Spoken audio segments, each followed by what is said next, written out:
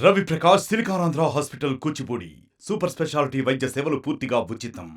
ఆడదాము ఆంధ్ర అనే కార్యక్రమంలో ఆనాటి మంత్రులు, ఆనాటి ప్రభుత్వం ఏ విధంగా దోపిడీ చేసిందో అవన్నీ కూడా బట్టబయలవుతూ ఉన్నాయి.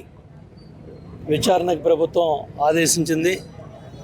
ఈ ఆడదాము ఆంధ్రాలో క్రీడాకారులకు సంబంధించిన వాళ్ళకి ఇచ్చే కిట్లలో కూడా నాణ్యతా ప్రమాణాలు కావచ్చు, లేకపోతే దోపిడీ కార్యక్రమాలు చేయటం కావచ్చు, ఎటువంటి నాణ్యతా ప్రమాణాలు పాటించకుండా కమిషన్ల కక్కుర్తితో ఏ విధంగా ఎట్లా ఈ సంబంధించిన సామాగ్రి విషయంలో అవ్వచ్చు, ఏర్పాట్ల విషయంలో అవ్వచ్చు, చాలా దుర్మార్గాలు బట్టబయలు అవుతూ ఉన్నాయి. 100 కోట్ల దోపిడీ.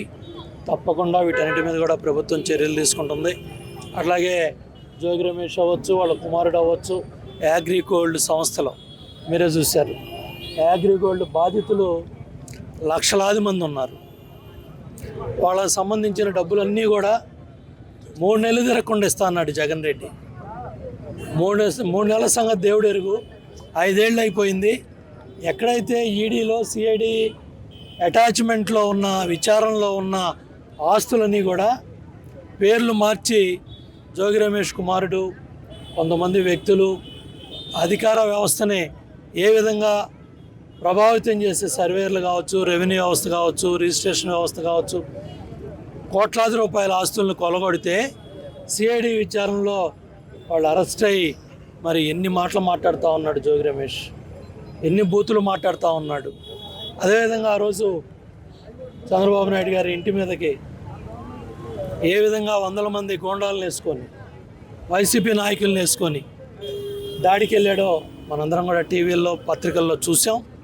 తప్పకుండా ప్రతి ఒక్కళ్ళు కూడా శిక్షించబడాలి.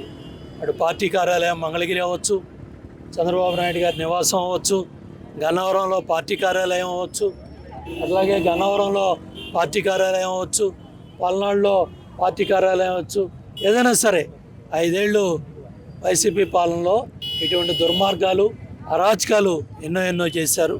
అంటే అన్నీ కూడా ఎవరైతే తప్పు చేశారో వాళ్ళందరూ కూడా శిక్షించబడతారు. మరిన్ని వీడియోస్ కోసం ఛానల్ ని సబ్స్క్రైబ్ చేయండి. లేటెస్ట్ అప్డేట్స్ కోసం వాట్సాప్ ఛానల్ ని ఫాలో చేయండి. అండ్ లింక్ డిస్క్రిప్షన్ లో ఉంది.